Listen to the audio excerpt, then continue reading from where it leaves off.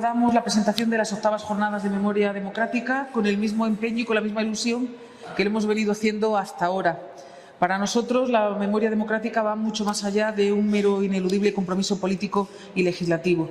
El equipo de gobierno de esta Diputación siempre se ha planteado la memoria histórica como un derecho de las víctimas de la dictadura a que se conozca la verdad de los hechos que ocurrieron en ese tiempo, sin espíritu de revancha, sin ni vocación partidista. Para ello siempre nos hemos rodeado de historiadores, de investigadores de la memoria solventes que han trabajado en archivos, en bibliotecas y en centros de documentación para dar a conocer los últimos hallazgos de los hasta hace poco papeles reservados de la dictadura franquista. Las administraciones y las instituciones públicas en particular y la sociedad española en general tenemos la obligación de depurar la memoria que durante 40 años impuso la dictadura, sepultando en cunetas y fosas comunes los verdaderos hechos y los acontecimientos que ocurrieron desde 1931 hasta la muerte del dictador.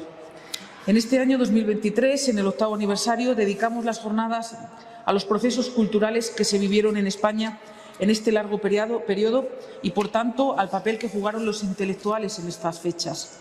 Este año, el libro ilustrado va a tener un lugar muy destacado en estas jornadas.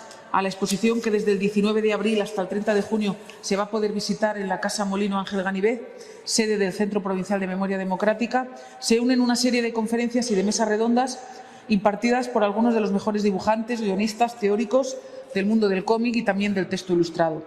Nos acompañan también varios premios nacionales del cómic que han permitido con sus obras abrir y dar a conocer la memoria histórica y democrática a nuestros públicos. La segunda exposición estará dedicada al gran éxodo republicano en la carretera de Málaga a Almería, la desbandá, que próximamente se abrirá al público en la Sala Ático de Condes de Gavia. Sabéis que es uno de los hechos más deleznables y también de los más desconocidos. Prácticamente la desbandá, un hecho tan atroz, es prácticamente desconocida. A lo largo de 2 meses vamos a abordar desde distintas perspectivas el importante papel jugado en el ámbito cultural en nuestra historia contemporánea. Se va a estudiar la literatura, se va a estudiar la música de la República y del franquismo, mesas redondas, charlas, exposiciones y proyecciones que van a tratar estos temas, así como la representación de la memoria en el ámbito artístico, el compromiso de los intelectuales de la República, el papel de la prensa en aquellos años y aquellas iniciativas culturales que, si bien circunscritas al ámbito regional, también constituyeron un fiable indicador del discurrir intelectual de la España en todos los inicios de la democracia. La programación, que la tenéis aquí desplegada, una visualización completa de todas las actividades que vamos a hacer, es amplia y, como veis, pues tiene, ya he dicho, exposiciones, conciertos, proyecciones, representaciones teatrales, todo, pues desde luego, con excelentes expertos en sus disciplinas y en sus especialidades. A todos ellos, los que van a participar, a todas ellas, muchas gracias. Al equipo de organización de esta casa también por su entrega y por su compromiso con la memoria, porque no es fácil montar unas jornadas de este tipo. Y también, por supuesto, muchas gracias a la colaboración de la Universidad de Granada, que sin ellos, su personal, su talento tampoco hubiera sido posible, y a las asociaciones memorialistas de la provincia que también han colaborado con nosotros.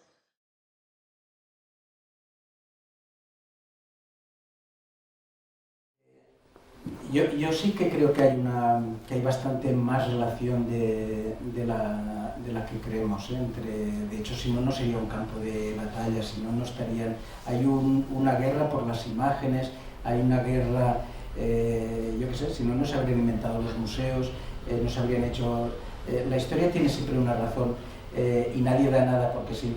Cuando los museos se hacen públicos, cuando se habla de la igualdad, es porque hay siempre una cierta lógica, es aquello de, no sé si el sueño de la razón produce monstruos, pero digamos el reverso de la razón son los monstruos.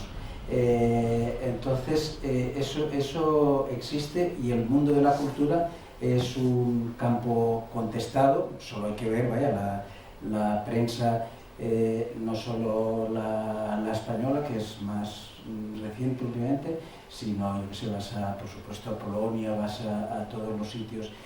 Y uno de los problemas, y es un problema que seguimos heredando del siglo XVIII, aunque no nos lo parezca, es que estamos enmarcados en la idea de las disciplinas, de que las instituciones, las personas, hacen lo que les toca hacer. Los museos son instituciones dedicadas al mundo del arte, Lo que nadie pregunta es cuando un museo está, los que sostienen que las instituciones tienen que ser los museos elementos exclusivamente dedicados al mundo del arte, lo que no cuestionan es qué ocurre cuando un museo cambia una zona urbanística, qué ocurre cuando un museo echa a la gente de un barrio, el subir las entradas de un museo es una decisión artística o es, yo no sé si hay que estudiar a Michelangelo para subir la entrada del museo, o es una decisión que tiene que ver con políticas, y por tanto sí que creo que es un elemento de contestación, y que es un elemento de contestación y que creo que no se puede, romper si no hay una interpelación, y la interpelación solo puede venir desde fuera, del mismo modo que en la época de los romanos, según la ley romana, según la carta robada, el esclavismo era algo que estaba en la ley, por tanto era, yo no sé, o según en no sé qué leyes, las mujeres no podían votar, y era la ley, entonces si cumplías la ley tenías que... Entonces tenemos que ser un poquito antígonas y empezar nosotros a interpelar, si es que podemos, teniendo en cuenta que nuestra forma de pensar, hay un sonido que yo oigo con mis colegas ahora en Brasil, que es, no diré cada 2 por 3 porque uno va aprendiendo poquito a poco, pero cada cierto tiempo es ch, y es que cuando se te escapa una palabra que es totalmente un término que tiene que ver con conceptos europeos, con conceptos... ¿Te llaman la atención? Sí, sí. Porque es, digamos, de hecho lo que no estaba aquí es que, aparte de la Constitución, es que había un Franco libidinal, aunque no lo parezca por las fotos, que lo teníamos todos dentro. Y el franquismo continuó o ha continuado de muchos modos. Y ese liberarse, ese decolonizar la mente, solo es posible con una interpelación externa. Y esa interpelación externa viene precisamente de aquellos lugares donde, digamos, esta estructura epistemológica que luego se transformó en una estética, que es el mundo de conocer, la forma de conocer el mundo a través de la perspectiva, donde hay un punto privilegiado, que además ese punto privilegiado es invisible, donde todo el mundo tiene su lugar, donde la perspectiva no te puedes salir, donde conoces el mundo a través de las imágenes, a través de la representación, donde no hay coreografías, donde hay danzas o hay otras cosas, o hay coreografías marcadas, pero donde uno no puede inventar su propio mundo. Hay cosas absurdas, yo qué sé, por ejemplo, si vemos el Caribe, que es la zona en la cual entramos en América, vemos la estructura de la colonización. Se ve hasta cuando tomas los aviones para ir de Dominicana a Jamaica, que casi podrías nadar, tienes que ir a Miami o tienes que ir a la metrópoli. O sea, hay una serie de estructuras que siguen estando presentes. Entonces, solo la interpelación, que para mí puede venir solo desde arriba, lo dudo, desde el lado o desde abajo, desde el lado a través de otros mundos, sean, yo que sé, lo he dicho alguna vez, en las lenguas maya no existe la palabra arte, no existe, y viven tan tranquilos y además hacen unas obras de arte extraordinarias. Para ellos las obras de arte utilizan, para nombrar, digamos, lo que nosotros llamamos arte, utilizan una serie de palabras que tienen que ver con la ecología, tiene que ver con el respeto a los ancianos, tiene que ver con hacer cosas con la mano, tiene que ver con el ritmo lento, tiene que ver con una serie de cosas. En estos momentos en el que un museo tal vez haga estoy inventando, tener una manifestación ecológica en defensa de Doñana, podría ser objeto de una denuncia, o podría, según la ley vigente, en el mundo indígena, en absoluto. Eso una. Dos, todos estos artistas afrodescendientes cuyas obras, todos, vaya, unos cuantos, valen 1 millón, 2 millones, están en manos de los grandes coleccionistas, sirven para atesorar los museos occidentales. Solo, digamos, pensando en otro sistema, en un sistema como el que tienen los que defiende una feminista maya como Gladys Churchill, que es lo común como forma no etnográfica, sino como forma de gobernanza, donde las cosas pertenecen o son de todos más que pertenecer, donde no hay separación entre unas cosas y otras. Esa interpelación es absolutamente necesaria para cambiar las cosas. Y luego una interpretación interior, que es lo que intentamos hacer desde el Reina, y es lo que debíamos hacer en todos los museos, y es posicionarnos, ver en este punto de vista donde los que vemos, digamos, los que se nos acostumbra a ver y que no se nos vea, debo poner un espejo o algo para que no se nos vea. Cuando hablamos el otro día te hablaba hablando de guerras culturales. En este país es un poquito más brutal, ¿eh? La guerra cultural es coger un cañón y poner una bomba así. En Alemania y en Inglaterra, gobiernos de derecha, no precisamente de izquierdas, están cambiando los museos, pero están cambiando de una forma un poco peculiar. Si vamos al Humboldt Forum, el museo que tiene todas las culturas africanas, oceánicas en Alemania, yo cuando fui la primera vez, tienen unas cartelas de estas que solo los alemanes son capaces de hacer, de 5.000 palabras cada una, además cada palabra que ocupa una frase, una línea entera. Y cuando las leías, bueno, era desde nazis, genocidas, se decían de todo, ¿eh? Yo digo, si yo pongo como director de museo esto en el Reina, no duro ni 2 minutos. En el British Museum están empezando a devolver una serie de cosas, pero también son tan buena gente que están haciendo para que no se pierdan y después de tantos años de que las cogieron prestadas, como sabemos, de todos estos sitios, para salvarlas y las van a devolver y para que no se estropeen. O sea que, yo qué sé, esta gente que está fuera de la historia son unos desastres. Van a hacer como un pequeño British Museum en algunos de los museos, con sus reglas y sus cosas.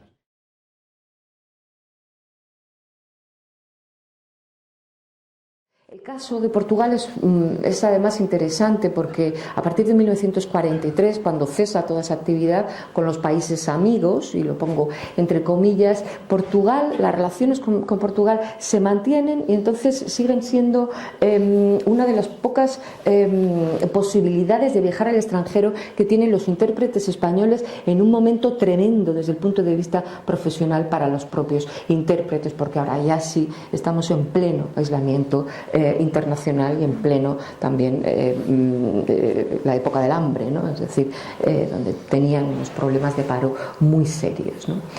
En el campo de la diplomacia también nos suenan muchísimo todas estas danzas populares de los coros y danzas que fueron muy importantes a partir sobre todo de 1948 y hasta el final del franquismo, pero sobre todo hasta la firma de los tratados con Estados Unidos a partir de hasta 1952, 53, porque los coros y danzas iban allá donde los diplomáticos no podían ir por el aislamiento del franquismo, por el repudio internacional hacia el franquismo.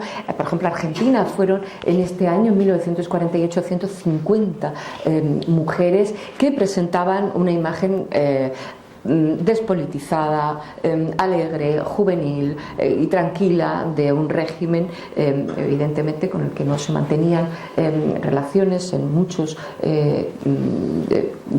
países y bueno, está estudiado también todo el fenómeno de la recepción por parte de los exiliados en muchas de estas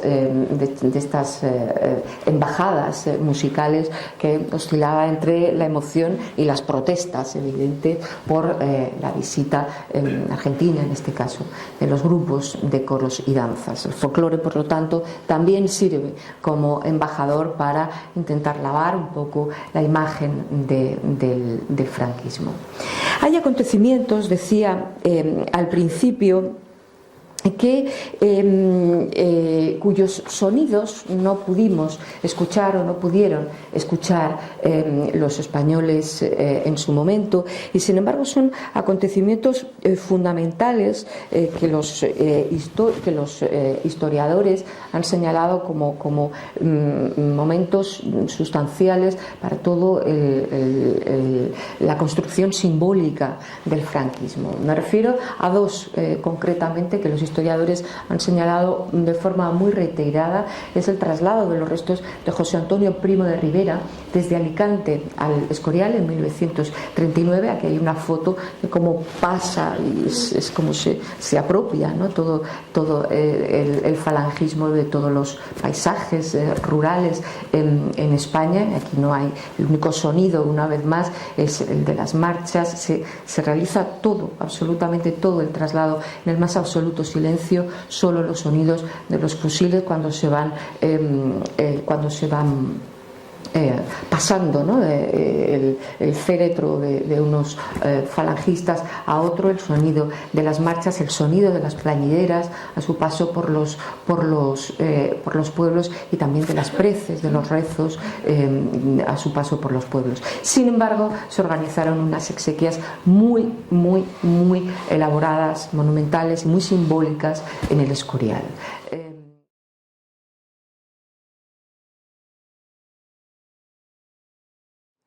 El caso es que GC, Jiménez Caballero, firmaba con este seudónimo, en este mapa de la literatura española del año 31, que prepara para una antología americana de Samuel Putnam, La caravana europea, dice que la palabra vanguardia ha descrito el periodo de esos 12 años, que van desde el 18, desde el final de la Primera Guerra Mundial, hasta el año 30.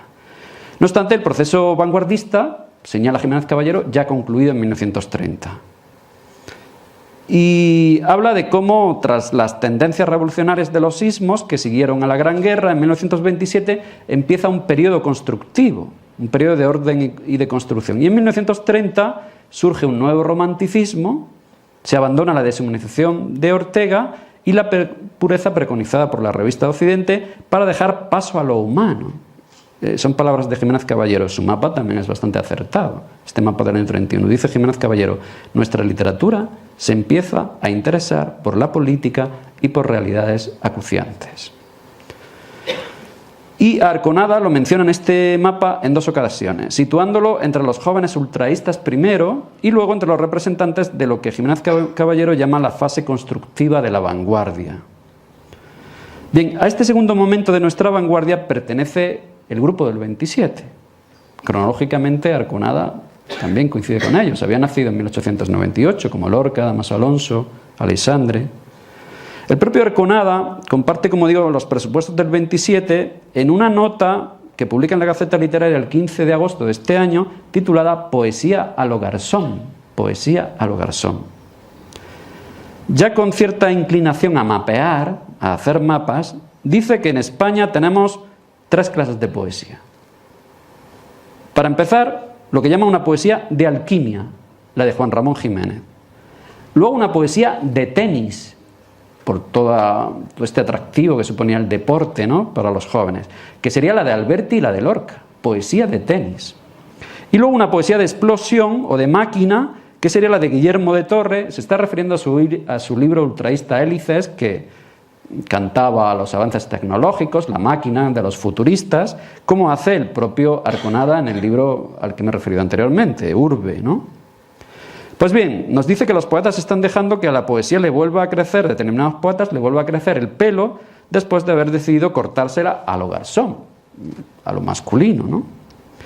Naturalmente es una alusión al nuevo aspecto de la mujer moderna, que se había cortado el cabello. Lo curioso no es tanto esa fusión de mujer y poesía, confundirlas. Algo palpable desde Bécquer a Juan Ramón Jiménez, que consideran que la mujer es poesía y la poesía es una mujer. Sino que el Díaz Fernández del nuevo romanticismo, de ese ensayo al que me he referido anteriormente, observe poco después, en el año 30, una vuelta al cabello y la falda largos en la moda femenina. De hecho, en la nota contigua a este artículo, Poesía a lo Garzón, Arconada dice que Thalía abandona el teatro para irse al cine y vestirse con falda corta. La de Díaz Fernández era una forma de contestar a la imagen de la mujer vanguardista y deshumanizada, de cabellos cortos, de minifalda o de falda corta, como hace en su novela La Venus mecánica, de 1929. Y por supuesto, Díaz Fernández también estaba contestando a Ortega, quien, como hemos dicho, subraya el carácter antirromántico del arte nuevo. Pero Arconada se encuentra en este momento mucho más cerca de Ortega, a pesar de todo. Y dice que la poesía tiene que desprenderse de las greñas que le llegaban hasta la cintura y que el siglo XX exige una cabeza despejada, esquemática. Dice poesía recortada, poesía a lo Garzón, poesía ágil, movible, juvenil, poesía pura, poesía moderna, poesía limpia, clara, aséptica. El peligro, como digo, es que para él algunos poetas veleidosos quieren volver a la, dice él, época del horrible pelo largo, es decir, a la época romántica o anterior a la vanguardia. Aquí Arconada es antirromántico como Ortega y está defendiendo la poesía pura como los de la acera de enfrente, los del 27. Y dice Arconada, la estética del pelo a lo Garzón, en la cabeza como en la poesía, es ya tan firme, tan consustancial a nosotros, a nuestra época, que no admite reparos, que no admite oposición. La poesía debe ser así, y lo demás son ranciedades.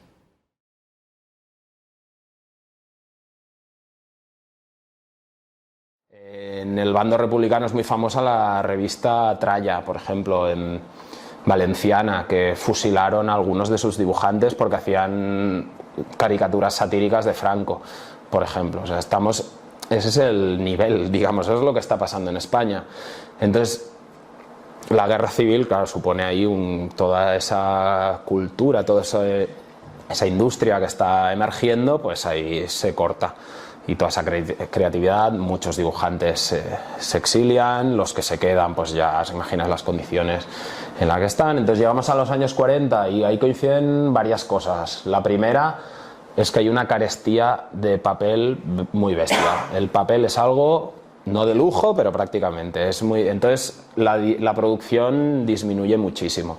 Entonces, ¿qué es lo que se publica? Pues evidentemente cosas que no tengan nada que ver con la realidad del país. Los años 40, ya sabéis, ¿no? La posguerra es una época de represión, es una época durísima y por tanto pues tienen éxito y se potencian pues cosas como El guerrero del antifaz, ¿no?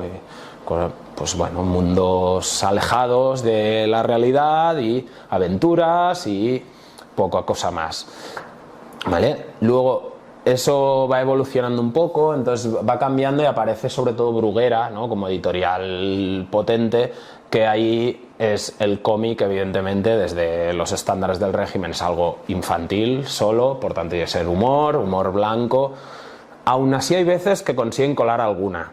Y a mí, hoy no lo he puesto, pero ahí me gusta usar ahí una tira de Carpanta, por ejemplo, ¿no? Que Carpanta al final es un hombre que está pasando hambre en España de esa época, que ya algo nos dice, ¿no? Pero bueno, con humor, con no sé qué, pero es la manera de pasar la censura. Pero hay una historieta que me gusta mucho, que si la buscáis la encontraréis, porque es bastante conocida, que está el típico empresario, sombrero de copa, ¿no? El prototipo con su traje y así, y entonces ha construido un pantano. Ya sabéis que era una industria que en esa época era bastante boyante.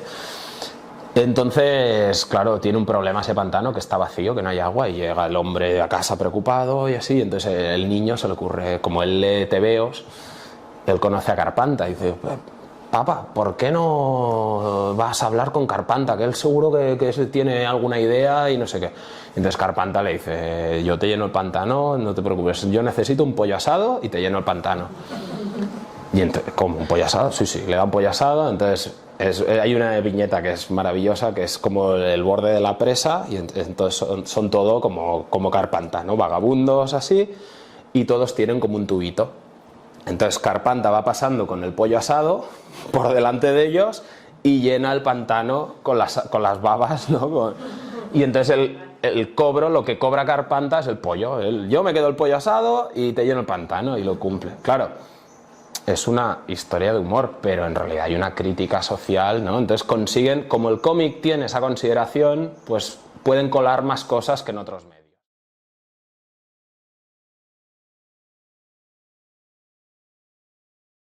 Fíjate que en el fondo hay cierta línea de interpretación que busca en estos antiguos falangistas que se han formado en el liberalismo antes de la guerra, que han tenido a Ortega, ahora que citábamos a los Dionisio, Ridruejo y compañía, que han estudiado ahí y que luego recuperan el liberalismo cuando el proyecto falangista totalitario hace aguas, ¿no? Y ahí nace el oxímoron ese, que es una mentira, obviamente, del falangismo liberal. Hay falangismo de izquierda, es una cosa que se dice en Europa, en Italia, es decir, había falangistas más conservadores de izquierda.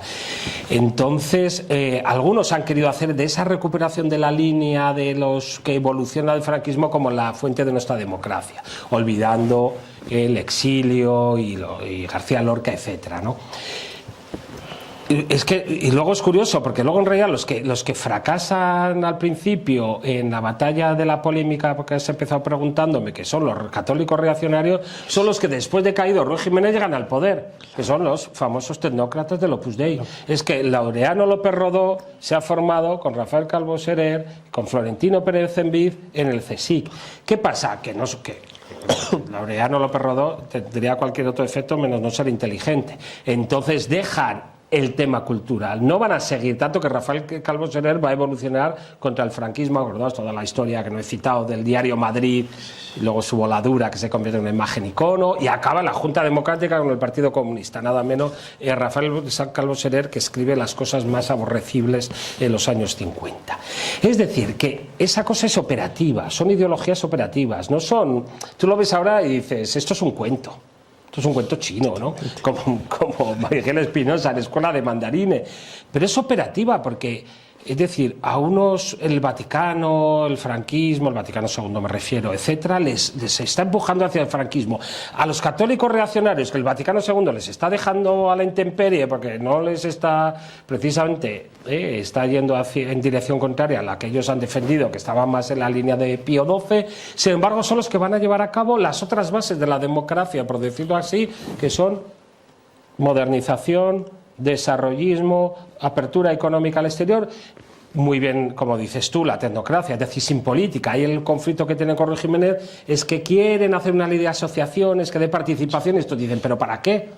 Aquí democracia nada, aquí acabamos en la guerra civil, como dicen los americanos funcionalistas, hasta que España no tenga no sé cuántos miles de dólares de renta per cápita, que es Gonzalo Fernández de la Mora, que has citado, el famoso crepúsculo de las ideologías, que es desarrollo sin política. Aquí ha habido mucha política, la guerra civil, desarrollo sin política. Los españoles, a diferencia de los italianos que están ahí peleando siempre en el Parlamento, pueden estar felices en esta feliz gobernación del franquismo. Es decir, ahí hay dos culturas políticas que son muy operativas. Que hay cinismo, a ver, claro que la gente que ha habido la guerra civil en el franquismo es muy cínica y hablan, y todos culpan a los republicanos. No ha habido represión. Todo ha sido terror rojo, y tú dices, Dios, qué cinismo, y que no lo van a reconocer nunca, porque ahí hay un tema intocable, que esto marca la línea smithiana, es decir, la Carl Smith, el parteaguas, el Rubicón, que es la guerra civil, amigo, enemigo. Puedes hablar de todo, a Ridruejo nunca le perdonarán que ponga en cuestión la justicia de la guerra civil en el año 59 en esas declaraciones a Bohemia, eso no. Cuelga muros, por lo que saque el tema del día y la guerra civil, eso no se toca. Podemos hacer de cuelga muros, meter unos republicanos como mete Franco justo antes de que venga Eisenhower a ver Madrid y tal. Hacemos operaciones así, pero la justicia de la guerra hay mucha legitimidad de ejercicio, de desarrollo, de paz, de los 25 años de paz, toda esa operación propagandística, pero la legitimidad de origen de que hemos ganado una guerra, el franquismo nunca renunciará. Y ahí hay cinismo, pero hay jóvenes que creen en eso, granadinos, y no. Pues sí, yo he visto cartas, no de jóvenes granadinos, pero de otros, que cuando quieren recuperar a Lorca, y recuperar a Lorca no es recuperar a Machado, que ha muerto viejo, ahí con él, no, a uno que le han pegado un tiro por la espalda. Dice, oye, pero es verdad que a Lorca hay intercambio, ¿cómo mataron a Lorca? Y sale toda la historia, los Rosales. Yo he visto ese intercambio de cosas que digo, pero esta gente no sabía cómo había muerto Lorca. Claro que lo sabía mucha gente, pero había jóvenes y gente que estaba investigando 10, 15 años después porque lo quieren recuperar. también a Lorca. El franquismo un poco lo pensó, pero Lorca era un tema, hubo algún intento, y aparece en alguna cosa ya al final del franquismo de recuperar a Lorca claramente pasando por encima de cómo había muerto. Entonces ahí hay cosas que se superponen, hay cinismo y también hay gente que creía en las cosas y hay dos culturas rivales que son operativas y que van a tener dos vías de salida al franquismo muy diferentes. Es decir, que el franquismo no era un bloque monolítico.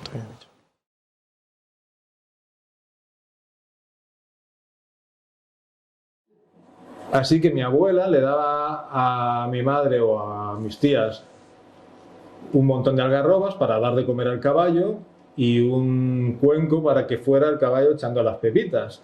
Esas pepitas las lavaban y se las llevaban a una vecina que las tostaba y preparaba algo parecido a un café con las pepitas de las algarrobas. Y la señora les daba ceniza, algo tan anodino como ceniza. Para mi abuela y mi abuelo la ceniza era importante porque se utilizaba para limpiar las botellas. Cuando las botellas estaban con un aspecto grasiento, la ceniza ayudaba a limpiarlas mucho mejor. Es decir, que hasta la ceniza tiene un valor, ¿no? Por ejemplo, aquí estos son estudios previos mediante fotocopias y dibujos encima de las fotocopias. Son estudios previos del barrio el barrio de los basureros que había en una parte de Hospitalet. Un barrio de Hospitalet era el barrio de los basureros. Y yo tengo que reconstruirlo como era en los años 40, 50. Pero solo conseguí una fotografía tomada en los años 70. Así que aquí veis los postes de la luz, unas aceras, seguramente la calle sería de tierra, y por ahí al fondo, los que hayáis cogido el avión en Barcelona, esto que pasa por aquí al fondo, pues por aquí vamos al aeropuerto del Prat y por aquí vamos a Barcelona. Actualmente hay un Ikea por ahí, bueno, una serie de cosas. Pero este era el barrio de los basureros. Así que yo intento, a partir de esa foto de los años 70, reconstruirlo. Pues pongo una puerta de madera con una verja arriba, voy poniendo algunas casas por aquí, eran masías o casas así como con patios interiores.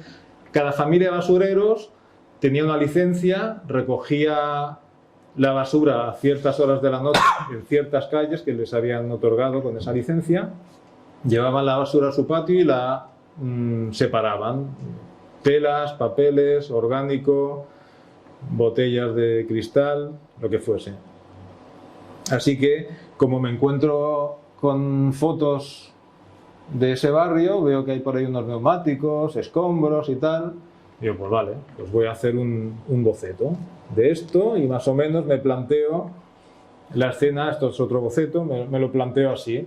Un basurero que sale con el carro, que era como este que veis aquí, el que se usaba en la época, sale de su patio y se va por la basura. Y pongo un suelo de tierra y unos neumáticos ahí. Y entonces un día hablando con mi padre, porque consultaba bastante con mi padre, mi madre había muerto cuando estaba haciendo este libro, así que mi padre era la fuente de información, cómo recordaba él cuando era niño, en los años 40, pues cómo eran las calles, cómo era el barrio ese, que lo conocía.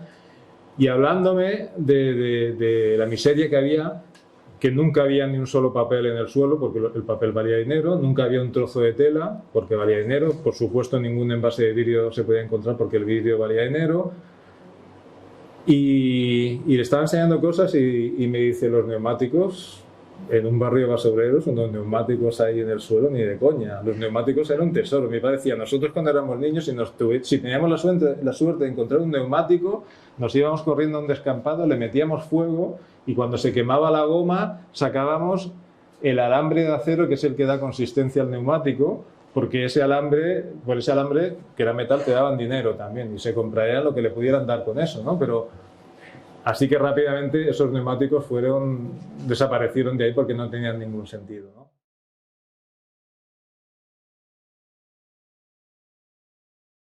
Lo interesante es que la película efectivamente fue seleccionada para el Festival de Berlín. Para la gente que no lo sepa, los festivales, casi todos, pero bueno, sobre todo los de categoría A, no es un no son lugares a los que uno decida ir y voy con mi película, sino que hay una selección previa muy dura.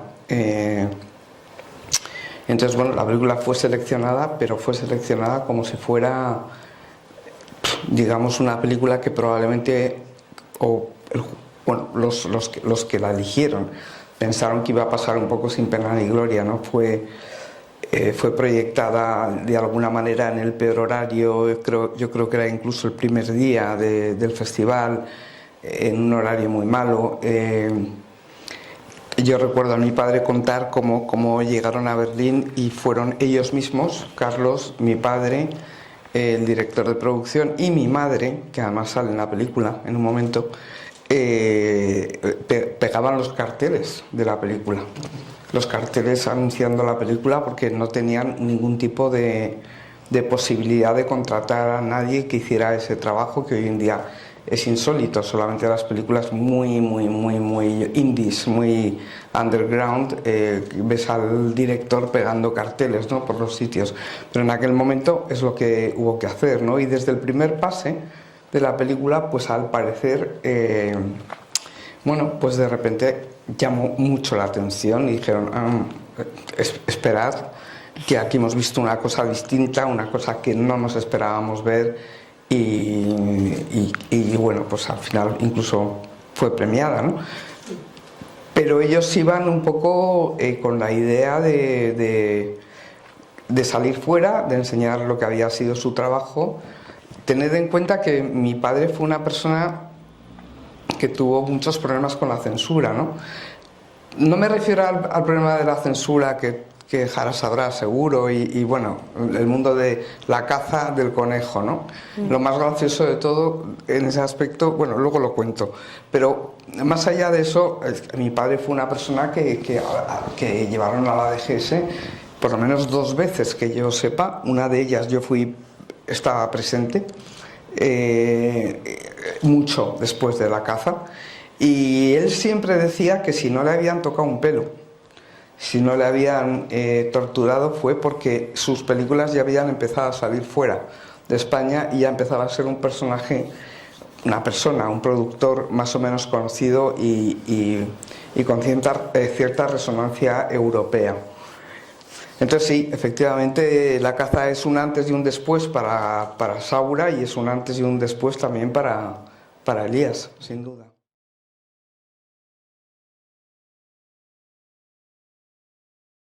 Es un prodigio de sugerencia y en cualquier caso se expresa todo de manera muy sutil, sin ningún subrayado, sin ningún énfasis. La mayor parte de las películas convencionales de aquella época y de esta, da igual, y de todas las épocas, si pecan por algo, pecan por evidencia, por subrayado, por dárnoslo todo masticado a los espectadores como si fuéramos tontos.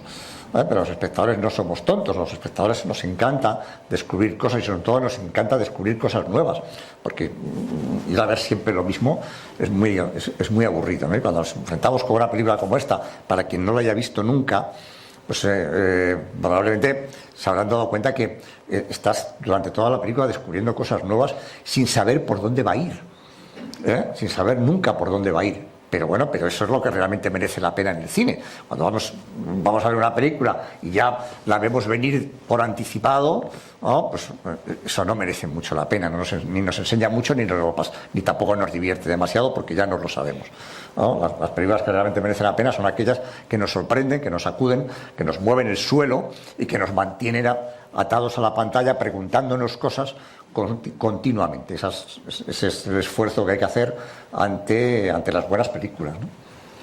Yo he leído que la censura dejó pasar un poco la película porque realmente desconfiaba en que tuviese éxito, o sea, que pensaban que iba a ser una película pues muy aburrida, que no iba a tener taquilla y que enseguida iba a desaparecer de las pantallas. Sin embargo, fue todo lo contrario, ¿no? Una película que tuvo bastante taquilla, que recuperó la inversión que hizo Querejeta y que después tuvo muchos premios nacionales e internacionales, ¿no? Con lo cual fue como el resultado opuesto, ¿no?, al previsto por los censores, ¿no?, de aquella época. Sí, probablemente en el cálculo de los censores también estuviera eso, Pero bueno, tampoco es que los censores probablemente se hicieran muchas cábalas sobre la fortuna en el mercado de la película, que realmente resultó ser un enorme éxito. Es una película que estuvo casi durante un año en cartel en Londres.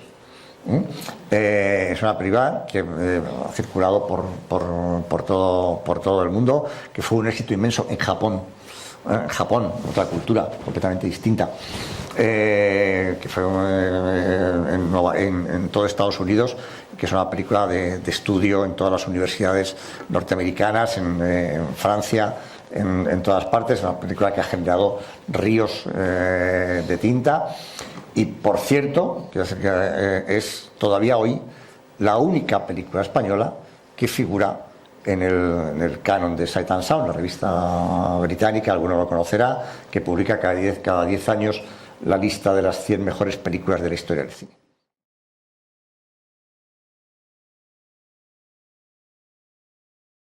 Pero hay veces que esa, digamos, vivencia de lo inmediato, de estar, hacía que no se fechasen los números, ¿no? Lo cual nos lleva a algunos materiales que no sabemos claramente a cuál se vinculan. Pero en ese caso de la separata de fotografía, esa sí creo que es del número 14, con textos de Álvaro Salvador, creo recordar, y fotografías de Javier Algarra. Sí. La separata es un poco las piezas, ¿no? Que se hizo tanto como de Falces, de Manuel Falces, como de Juan Medina, ¿no? Con Náufrago y Cofres, ¿no? Sí, eran esas... Sí, puede ser quizá algo de... A ver.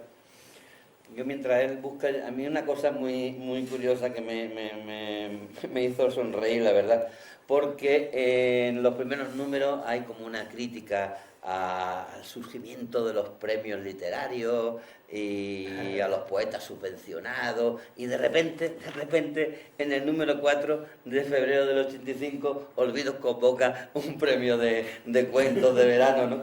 Premio Olvido, un cuento de verano, que en el número siguiente, no, en el número 9 ya. El número 9. Sí, en el número 9, ya en el extra de verano, en portada, sale la noticia del premio, dice, un cuento de verano ha quedado desierto por unanimidad. Era una anécdota que me pareció... de hecho, eso viene también a raíz en el número, creo recordar que en el número 2 de la época ya de Diputación, cuando se monta el debate sobre cultura, que yo creo que es una cosa que, vamos, a esta altura parecería como algo impensable. Sí. Impensable. Las tres instituciones... Diputado de Cultura, la concejala... Entonces creo que era como presidente del área de cultura. O algo así, sí. García Olid.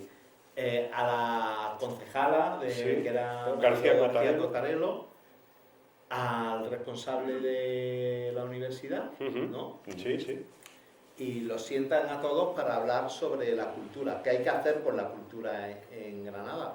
Eso yo trabajo mucho en la gestión cultural, y eso es una cosa que a día de hoy no somos conscientes, y hay un continuo mantra, que es decir, pero bueno, ¿cuándo las instituciones se van a organizar? Porque es cierto que las instituciones colaboran, es cierto que se sientan, que aportan y que apoyan los proyectos, pero no existe, digamos, una coordinación clara entre qué es lo que van a hacer unas y qué van a hacer otras. Y eso también ahí se veía de manifiesto. Es verdad que un poco, quizá era un tema recurrente en aquel momento, que era el de los premios, creo que eran premios literarios, ¿no? Premios artísticos, es lo que discuten, ¿no? Que si tienen, digamos, cada institución que dedicarse a un tipo de premio. Pero el hacerlo de esa manera, hacerlo público y hacerlo, insisto, a través de muchas palabras, porque son varias páginas, no es un artículo de prensa lo que se recoge ahí. Ahí hay una transcripción de un debate de varias horas tratando sobre el tema. Y después se recogen unas conclusiones. Una redacción, unas conclusiones y unas propuestas. Y unas propuestas, sí.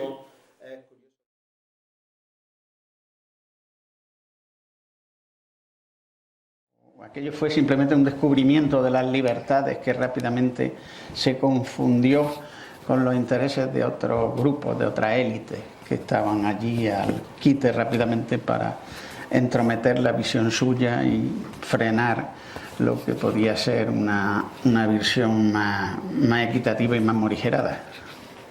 Bueno, lo que dices tú que sí, que la idea que tampoco podemos pensar que es que históricamente todo fue perfecto, ¿no? Porque no es cierto, ¿no? Pero yo creo que desde el punto de vista del periodismo, del ejercicio de esta profesión, hay ahora la posibilidad de hacer un periodismo mejor que nunca, sin ninguna duda, porque tienes más posibilidades de acceder a más información, porque porque los periodistas están mejor preparados, tienen una formación, el conocimiento de idiomas hasta una formación técnica muchísimo mejor, y porque es cierto que se disponen de instrumentos tecnológicos que son extraordinarios, que son estupendos, ¿no? O sea, yo recuerdo ir de enviada especial a cualquier país, a cualquier acontecimiento, y lo primero que tenía que hacer cuando me bajaba del avión es buscar cómo transmitir, cómo voy a poder mandar la crónica. Tenía que conseguir un telex, tenía que conseguir un teléfono, tenía que devolverme loca antes que nada, antes que intentar averiguar nada. Lo primero que tenía es que garantizar que era capaz de enviar esa crónica. Ahora no tengo el menor problema, llevo el teléfono en el bolso, la crónica la voy a mandar sin el más mínimo problema, ¿no? Esa capacidad de transmisión tan formidable que hay ahora, de comunicación, yo creo que eso es una ventaja extraordinaria y que hace que el periodismo sea mejor ahora que hace 100 años, sin ninguna duda, ¿no? Por eso. Pero al mismo tiempo los riesgos son también muchísimo más grandes, ¿no? Yo creo que esa necesidad no de frenar, porque no es imposible frenarlo, ¿no? Pero sí de intentar adaptarse a eso y adaptarlo a las necesidades de lo que es la profesión.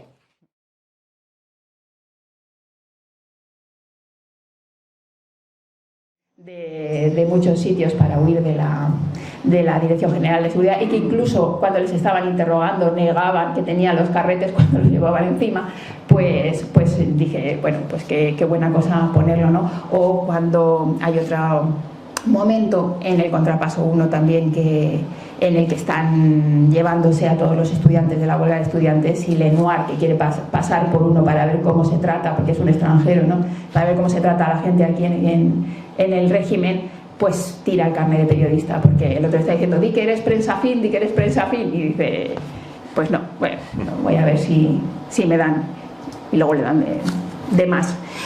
Bueno, pues una vez que ya tenía más o menos una ideilla, o tenía también a quien le podía preguntar sobre cómo funcionaba la prensa, decidí documentarme también un poco cómo era entonces la España de los años 50. En los años 50 el régimen estaba ya completamente consolidado.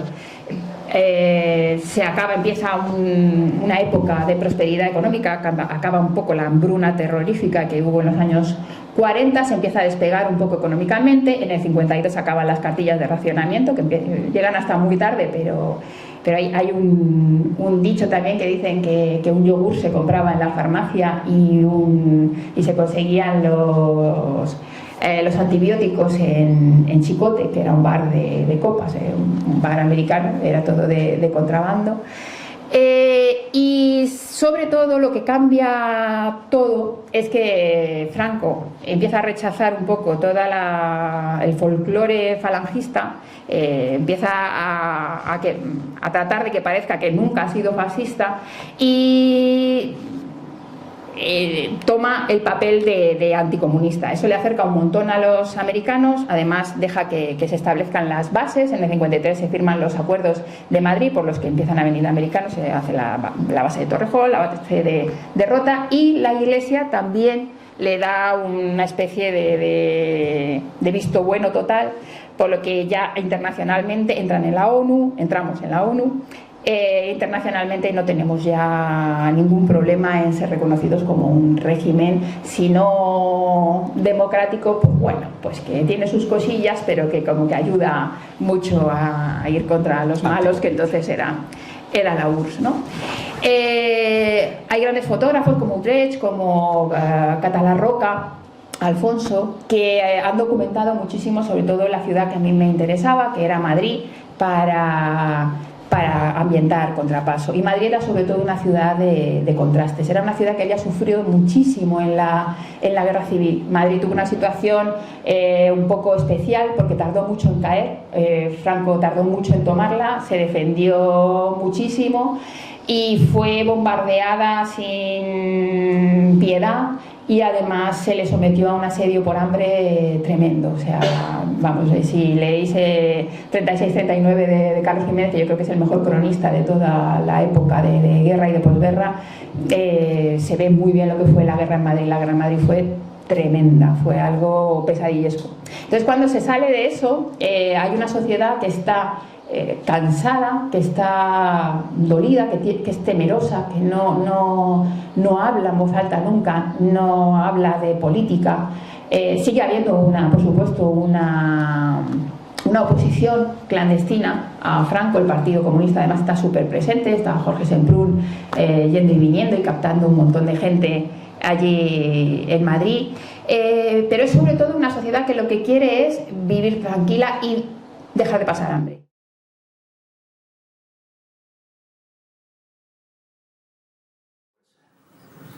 Yo no entendía muy bien toda aquella jerigonza de universitaria. Pero la verdad es que nos estábamos deslomando en el campo para después cobrar una miseria. Y total, llegados a este punto ya, lo mismo nos daba cobrar que no cobrar. Así que durante 2 semanas no fuimos ninguna a la cosecha. Y nos quedamos en casa tan ricamente. Lo poco que lo teníamos, poco lo compartíamos con los vecinos. Un poquito de aquí, un poquito de allí. Nos íbamos apañando. La verdad es que no estaba mal eso de la huelga. Por lo menos no acababa uno con toda la espalda partida.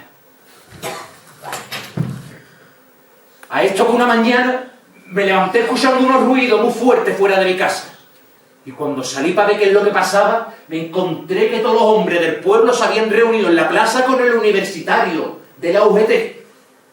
Y estaban enfadados. Pero muy enfadados. El señorito, al ver que ninguno habíamos ido a la cosecha, había contratado a jornaleros del pueblo de al lado y se los había traído un camión hasta sus tierras para que las trabajaran. Y a cambio les daba alojamiento y comida. El Saba de Cádiz diciendo que aquello era una injusticia, el de la UGT pidiendo que nos calmáramos. Todos los días nos llevamos en la plaza al pueblo pensando que a ver qué es lo que hacíamos.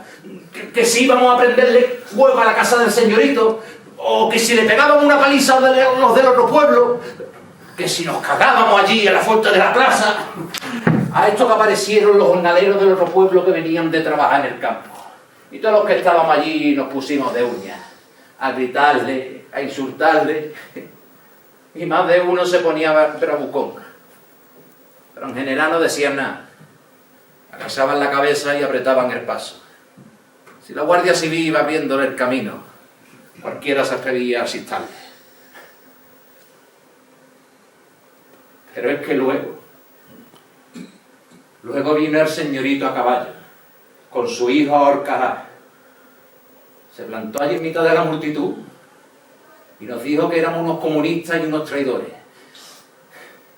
Y que no nos iba a dar trabajo nunca más, que estábamos despedidos y que los del otro pueblo lo hacían mucho mejor. Yo me encabroné, cogí una piedra y se la tiré con toda mi fuerza para la cara. Con tan mala suerte que se agachó y le di al niño en todos los morros. Salió a galope de la plaza y todos los que estaban allí riéndose de mi puntería. ¡Ey! No le rompí los 2 dientes delante al niño, pero si eran dientes de leche, ¿qué más da?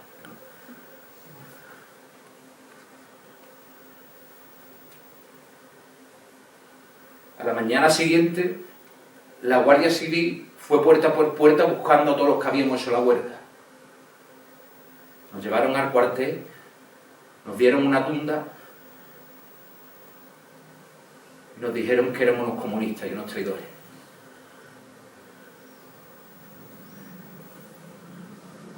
¿Qué has hecho, Manuel? ¿Qué has hecho?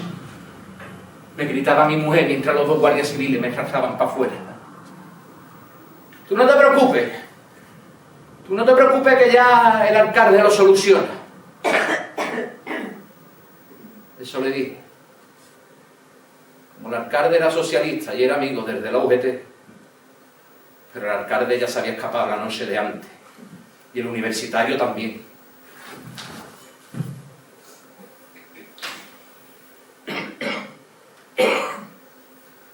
Así que nada.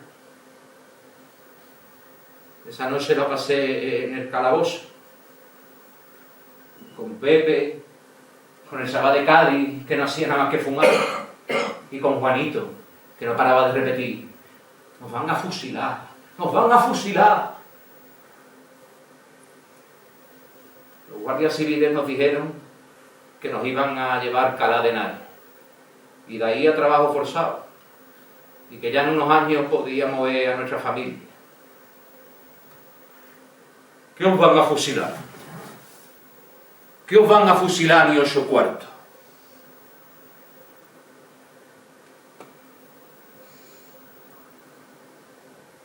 Este era don Herminio, el cura del pueblo, que se pasó por allí para rezar por todos nosotros. Cuando acabó la guerra, lo llamaron del arzobispado. Y no lo nombraron obispo de milagro, porque don Herminio era de los fascia. A los jornaleros nos hacía sentarnos al fondo de la iglesia, porque no fuera ser que le ensuciáramos el altar. Porque decía que sí, el reino de los cielos está abierto para todo el mundo, pero que no todo el mundo iba a entrar en las mismas condiciones. Y como en la iglesia, cada uno tiene su sitio en el cielo. A ver si nos pensábamos que aquello iba a ser una jauja donde todos nos íbamos a mezclar.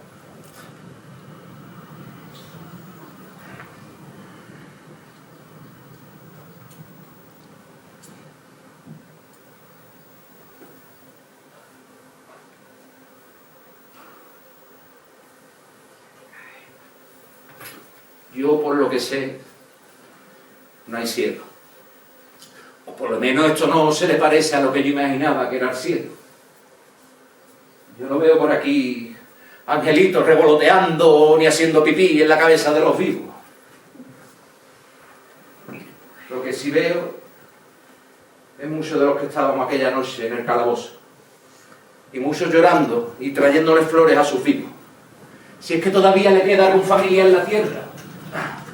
Porque mira qué difícil desde aquí ver a los vivos, con toda la tierra que tiene uno en la cabeza y los ojos comidos por los gusanos.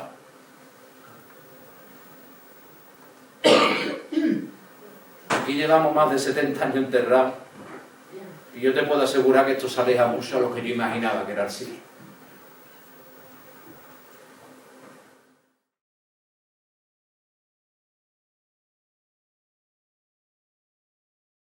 Que todo este proyecto cultural, porque a veces si nos centramos solo en la historia intelectual, sin incardinarla bien con la sociedad, pues es la obra de este señor, que puede ser, o esta señora, que puede ser muy brillante. Obviamente no somos una isla, pero solo nos centramos en la obra de esa señora, o de ese intelectual, o de esa política, o de ese político.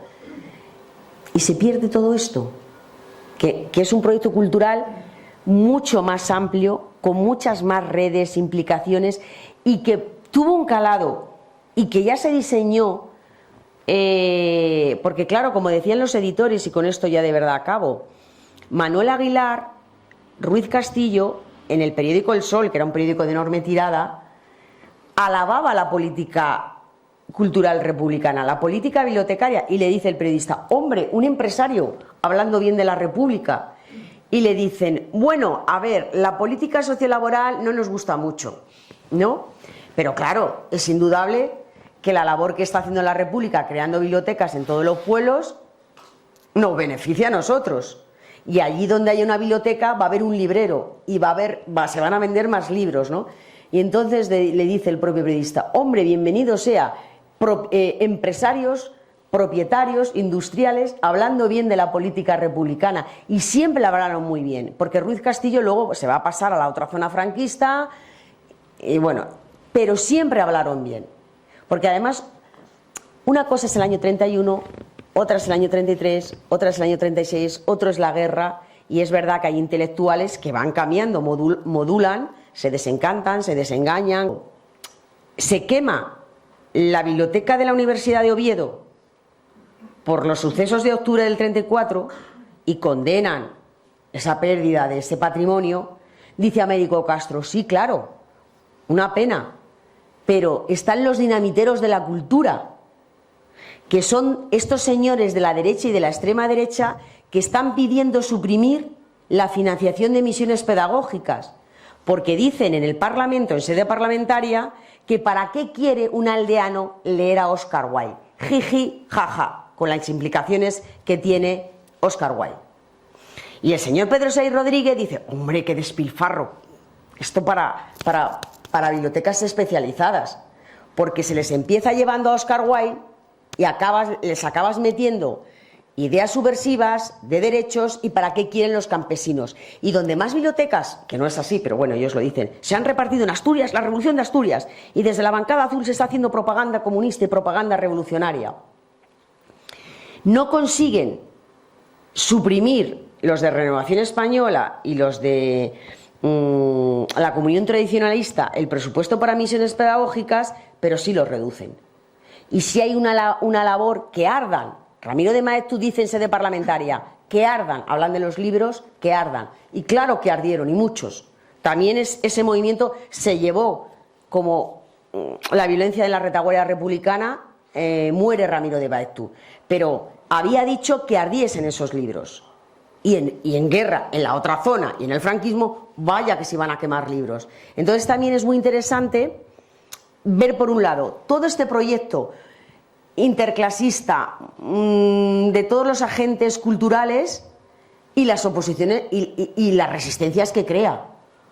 Una biblioteca compitiendo aquí con la iglesia. Hay más gente en la plaza del pueblo para pedir libros que en la iglesia. Las mujeres en la biblioteca, en Lanjarón, el cura. ¿Esto qué es? Las veo tomando nota y se van a enterar en el púlpito. Y en la prensa diciendo que este camión es las turquesas del alma, en contra de esa iniciativa, porque hay que hacer como en la Alemania nazi y quemar libros. O sea, es decir, no hay nada nuevo bajo el sol, ya están quemando libros en la Alemania nazi y lo que se está pidiendo en el diario Informaciones, que ya sabemos quién financia, es que se quemen esos libros.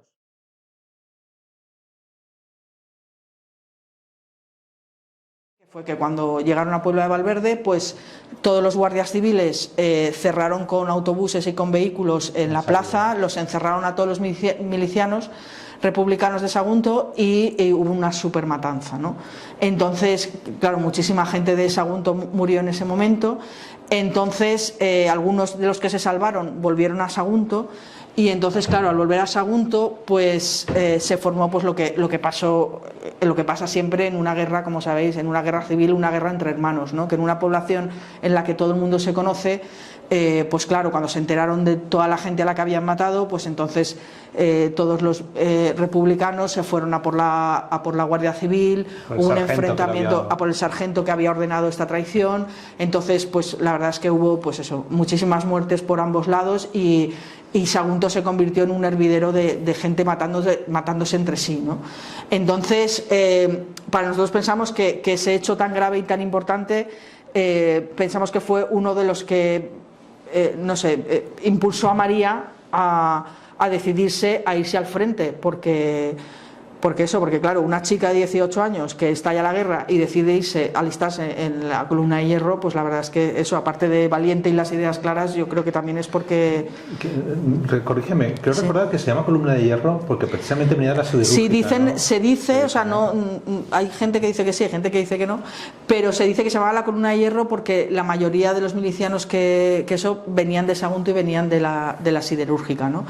Entonces, todos estos hechos, además también de Sagunto tan violentos, nos sirven un poco también para definir el personaje de María, ¿no? Porque aquí María está hablando con su madre y le dice eso, que se quiere ir al frente, pero que ella no quiere dejarse llevar por el odio, ¿no? Es decir, que María es un personaje que nos gusta porque es eso, muy valiente, muy decidida, pero no está de acuerdo también en lo que han hecho algunos de sus compañeros, ¿no? Y bueno, aquí es cuando eso, decide irse. Aquí está hablando con María, sí. Tuvo 2 novios, este fue su primer novio, que sí que intentaba un poco pues que ella no se fuera, que no se alistara, pero eso ya lo tenía bastante claro. Sí, hay una máxima que dice en narrativa que dice que cuando tú haces una historia del pasado tiene que tener un espejo, un reflejo en el presente. Es decir, no vale la pena que tú hables de una historia del pasado si no tiene unas connotaciones en la sociedad actual, ¿no? Entonces nosotros con el tema de María la Jabalina encontramos muchas de esos reflejos en la creación del personaje que nos interesaban. Uno era, de alguna forma, mostrar a una María la Jabalina que nos interesa mucho mostrar una mujer como protagonista, porque normalmente estas historias se habían contado mucho las historias de los hombres y nos interesaba mucho apostar por una historia de mujeres, ¿no? Y uno de los reflejos que queríamos demostrar es que era una persona bastante consciente de lo que era y de los valores que tenía, ¿no? Entonces rechaza un poco a ese novio que tiene un carácter muy del patriarcado, tiene un carácter muy machista, y ella, suponemos, ¿no? Es una cosa que nos la tenemos que inventar porque no lo sabemos, pero ella sí que pero hace se intuye por la intuye, ¿no? Por todo, ¿no? Entonces, por una parte era el reflejo del feminismo, ¿no? Y de los nuevos movimientos feministas, y por otra parte era también un poco el aviso a navegantes, ¿no? De los neofascismos que están entrando ahora con mucha fuerza, no solo en España sino en todo el mundo, ¿no? Entonces esos dos reflejos eran los que nos interesaban mucho a la hora o por los que nos enamoramos de este proyecto.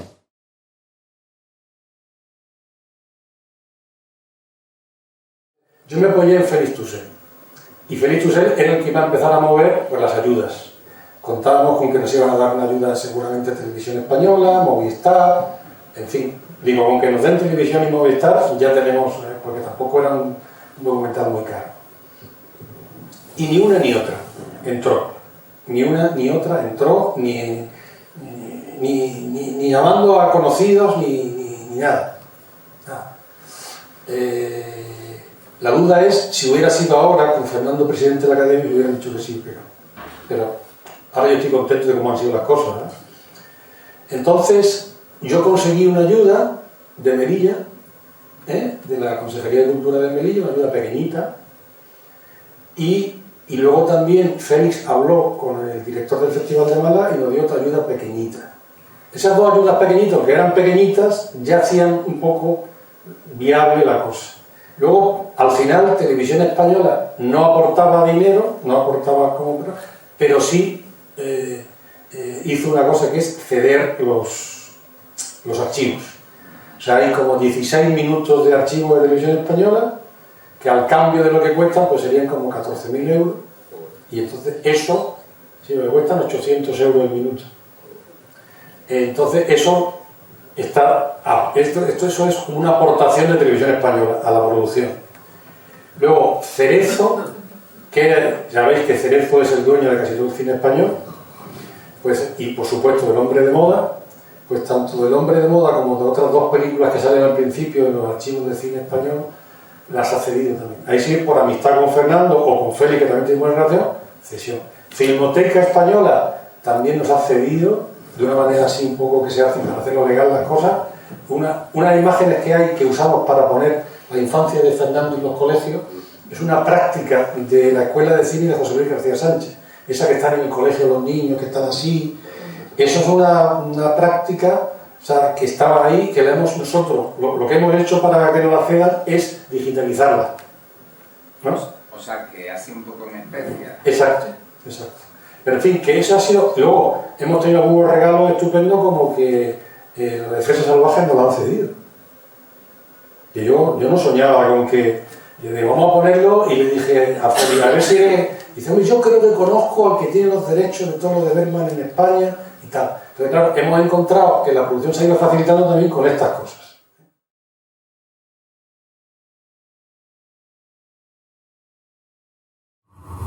En el filo del viento. Lo escribió una poeta almeriense. Y para mí, para nosotros que somos almerienses, pues tiene como un valor y una emoción añadida, ¿no? María Enciso nació en la calle San Ildefonso, justo detrás o muy cerquita de La Chanca, que es el barrio donde yo nací y vivo. Y ella además de ser una grandísima poeta, como podrán ver en este soneto que vamos a interpretar, un soneto que se llama En el filo del viento, pues ella tuvo el encargo de buscarle a los niños y a las niñas huérfanos de la guerra, buscarle casas de acogida en Bélgica, en países europeos. Con la llegada y la ocupación de los nazis en Francia tuvo que salir y se exilió en México, y allí en México murió muy joven, creo que con 49 años o así, demasiado joven. Queríamos rescatarla también por ser una de las grandes poetas olvidadas, por pertenecer y trabajar en la República, y también por ser mujer, ¿no?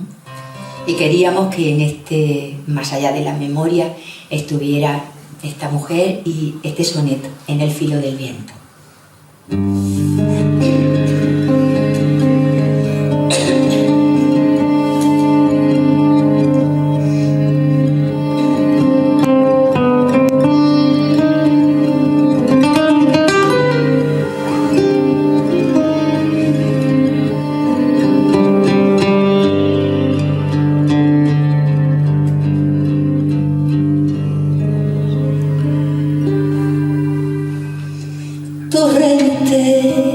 De mi sangre desbordado, en tu mismo dolor yo huía, y siento arder en mí tu misma herida y tu grito de llanto desvelado.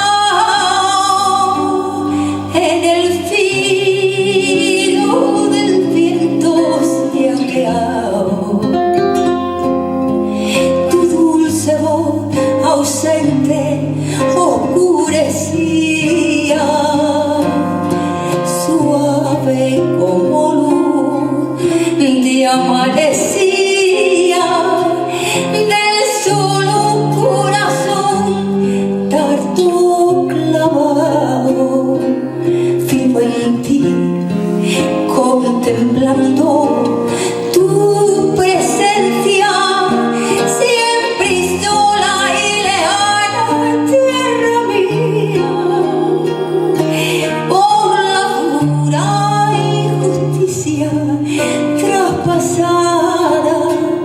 En mi caudal de sangre mi existencia, y así al vivir muriendo cada día vivo en tu soledad,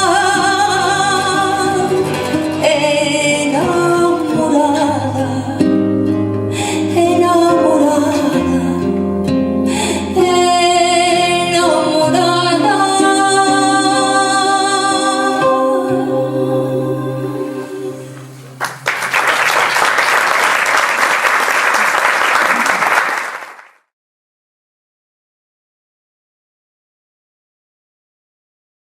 En diciembre del 32, durante 3 meses, hasta febrero del 33, viajan a la Unión Soviética para ver teatro, y durante 3 meses entonces asisten a espectáculos de algunos de los mejores directores de teatro soviético, por ejemplo Meyerhold o Tairov.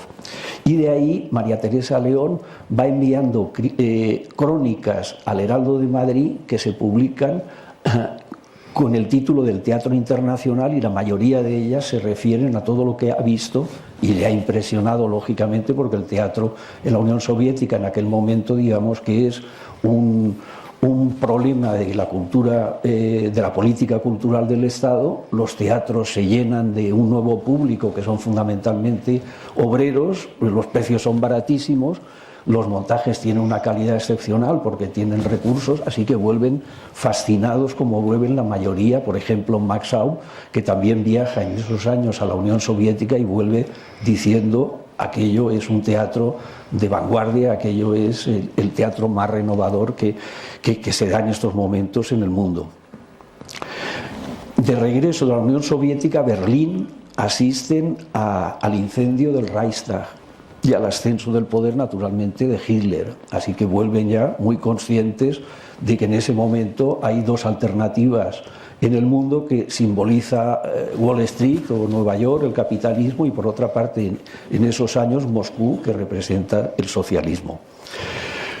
Y al regreso, inmediatamente, como acaba de decir Alejandro García, lo primero que hacen es organizar ese compromiso político. Ellos vuelven y crean la revista Octubre como revista de la Unión de la Asociación Internacional de Escritores Revolucionarios, AEAR, que tiene secciones en todos los países, pero ellos son los que impulsan la revista como órgano de expresión.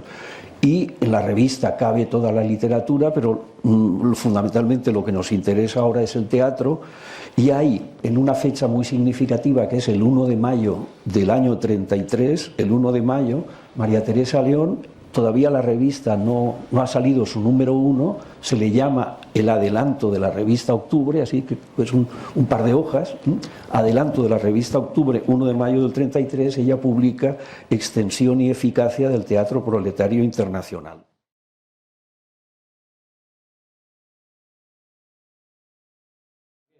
No sé, y entonces el tío me dice todo lo que, cosas que yo había hecho, él lo sabía todo, porque él es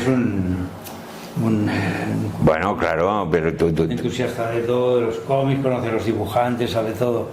Es de estos que saben todo, ¿no? Como una enciclopedia, bueno. Y entonces me dijo cosas que yo ni sabía ni me acordaba. No, hiciste una historieta para el Víbora, hiciste Natal, no sé qué, tal. O sea, tú podrías hacerlo. Y yo digo, bueno, no sé, me quedé tan alucinado que... Pero claro, en cierta manera, que te llamen para pedirte una cosa así, no me gustó, porque pensé, alguien cree que puedo hacer algo más que hacer una cosa de humor, ¿no? El humor, bueno, está muy bien, es muy divertido, pero a mí siempre me había gustado la historieta, o sea, el cómic. Y bueno, le dije, no sé, déjame que tal, no sé qué te dije, bueno. Sí, mándame el guión, si me gusta, a ver... No, ya... mandaste unas páginas del guión, ¿sí? Ya, sí. Y yo dije, bueno, probaré a hacer unos dibujos y lo miramos a ver qué te parece y tal. Y bueno, recibí unas páginas y que pasaba el principio, las primeras páginas del suicidio, que el tío se tira. Hice unos bocetos, no sé. Y bueno, creo que nos encontramos en Barcelona. Sí, viniste a Barcelona con el editor. Y ya hablamos con Paco Camarasa. Paco Camarasa estaba dispuesto a publicarlo y vinieron los dos, ¿no? Y hablamos, bueno, yo hice unos dibujos, probé la plumilla, el pincel, no sabía muy bien cómo dibujarlo, ¿no? Y bueno, me dijo, sí, fantástico, sí, tal. Y al cabo de unos días me llega el guión y era un tocho así. Yo cuando vi aquello digo, Dios mío, ¿pero qué es esto? Pero si miro y todo escrito, digo, claro. ¿Dónde me he metido yo? Y yo pensaba, no sé, que igual es que no sabía que un guión era una cosa. Pensaba que las películas que ves son así, son una cosa así. Y bueno, empiezo a leerlo, me leo las 10 páginas primero, los 15, bueno. Y pensé, bueno, empiezo a dibujar, ya me lo iré leyendo y yo lo leeré cualquier día, y me pondré a leerlo. Y ¿qué va? Hice todos 4 años sin leérmelo, lo iba leyendo a medida que iba dibujando. Y no se lo dije a él esto, ¿no? Se lo dije porque esto es muy poco profesional, supongo, ¿no? Y bueno, pero claro, a mí así no sabía lo que pasaba, era mucho más emocionante para mí, porque claro, la historia me enganchó y él hace un guión que es como una novela, ¿no? Porque tiene una frase que es muy bonita, que dice que al primero que tiene que conquistar con una historia, es el dibujante. Claro. Si al dibujante no le gusta, bueno, los que vienen más luego, pues a esos ya no les va a gustar, o sea...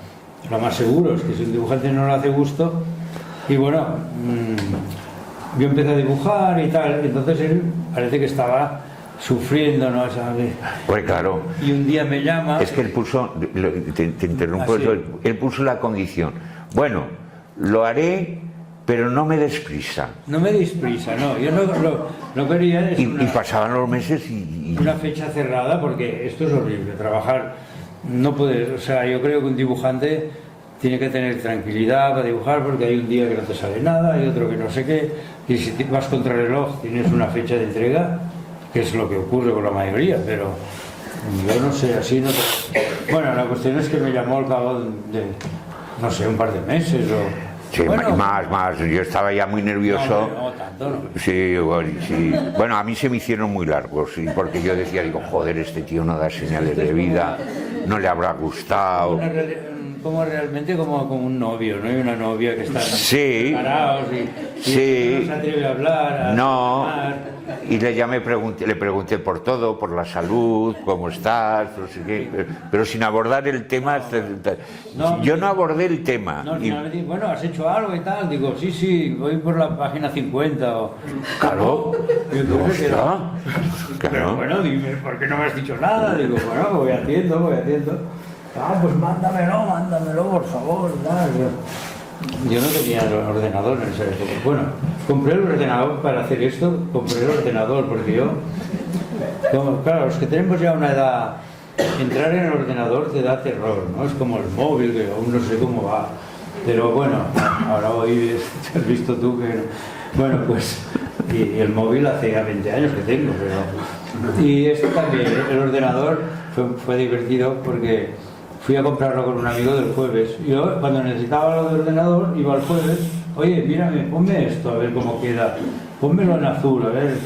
Ah, pues sí, vale, bueno, o verde, no, bueno, vale, ya está. Entonces, búscame una foto de la estación de tren de Marsella, ¿no? Sí. Y a ver si la encuentras, porque no sé, ¿crees que es fácil? Y el tío me mira así y me dice, ¿pero qué dice? 50 fotos de la estación de Marsella, ¿no? De los años 40, de los años 40, hostia, pensé, esto es necesito un ordenador. Entonces fui con un amigo y tal, pero un amigo de estos muy así, ¿no? Que me dijo, no, tú tienes que aprender cómo funciona el ordenador. Digo, no, yo lo que quiero es hacer 4 cosas y poder... Pues sí, pero apúntatelo. Yo no me dejaba apuntar. Bueno, yo me lo apuntaba todo, porque si no me acuerdo, ya no me acuerdo de nada el día siguiente. Y efectivamente, llego al pueblo, me pongo a trabajar, voy a buscar la estación de Marsella, ¿no? Abro y pongo la contraseña y digo, hostia, ¿y ahora qué hay que apretar? ¿Qué hay que apretar? Ya no lo tenía apuntado esto. Y ya no, me tienes que no puedo hacer la... Y entonces voy a casa de un amigo allí en el pueblo y no estaba. Y había una niña de 8 años o 9. Y cuando me iba, digo, la niña igual lo sabe. Digo, oye, ¿sabes cómo va un ordenador? Dice, claro. Digo, a ver, mira, he puesto la contraseña, son estos puntitos, y ahora que aquí le doy, hostia, pues sí, a ver, y para... Entonces digo, bueno, a ver, ¿tú sabes hacer esto? Claro. Y entonces esta niña me enseñó todo lo que el cabrón de mi amigo me lo contaba en plan técnico y yo no aprendí nada.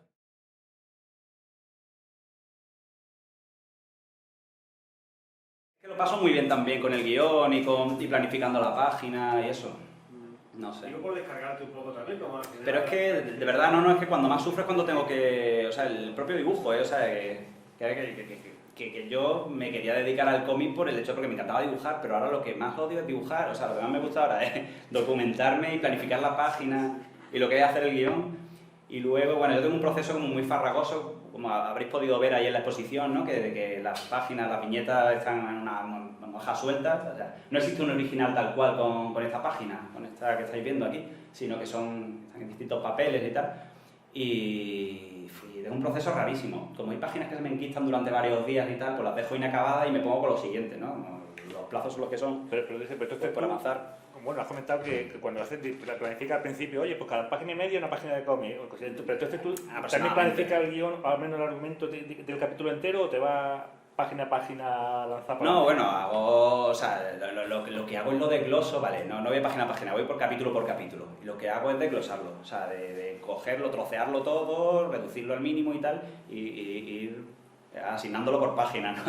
Los cuadros de texto. Y al no hacer bocetos de contenido, No. también va a lápiz, bueno, todo digital, supongo. No hago bocetos, claro, porque hay muchas situaciones, como están basadas en historias reales y tal, pues no sé cómo son los escenarios ni cómo son los personajes algunas veces y tal. Entonces lo que digo, pues lo dejo aquí y ya más adelante pues me documento y busco por enciclopedia, o busco en internet quién era este personaje o esta escena, a ver si está, por ejemplo, el funeral aquí que hay en la esquina, inferior derecha, y tal. Eso yo en mi cabeza pues sería una forma, no lo puedo planificar.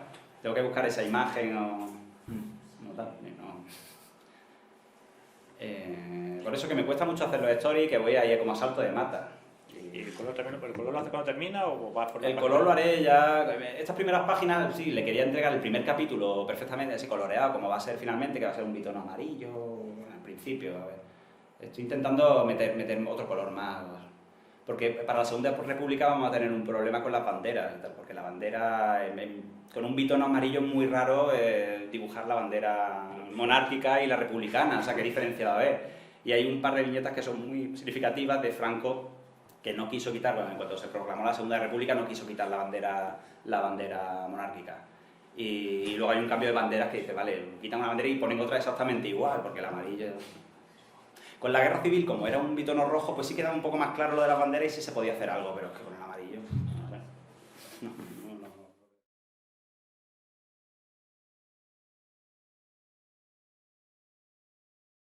Franco. Esta es la historia de revanchistas rojos, historiadores que quieren ahora volver, revolver, remover. Y se puso de moda esa expresión. Uno quería sacar el pasado oculto, uno quería dar dignidad a las víctimas, pero en realidad lo que estaba haciendo es remover el pasado. ¿Se acuerdan, no?, de esta expresión? Miren al futuro, decían, ¿no? Como si se puede mirar al futuro sin mirar al pasado. Yo siempre comparo la historia con un coche que lleva espejo retrovisor. Está clarísimo que tú vas hacia adelante. Eso es lo que pedía Rajoy, vamos hacia adelante. Pero si tú vas hacia adelante con un coche y no llevas espejo retrovisor, las posibilidades de acabar mal con el coche son muchas. Eso es lo que pasaba aquí, que se quería futuro hacia adelante, progreso, decían, sin mirar nunca a ese pasado. Hubo una reacción muy grande que llegó a los medios de comunicación. Cuando empezó la era digital llegó a los periódicos digitales y empezaron a aparecer una versión neofranquista de lo que había sido esa historia. Y además, esos recuerdos diferentes estaban también dirigidos por una opinión que venía a decir: no gestionen ese pasado, porque gestionar el pasado no es mirar al futuro. Luego, este es un tema importante.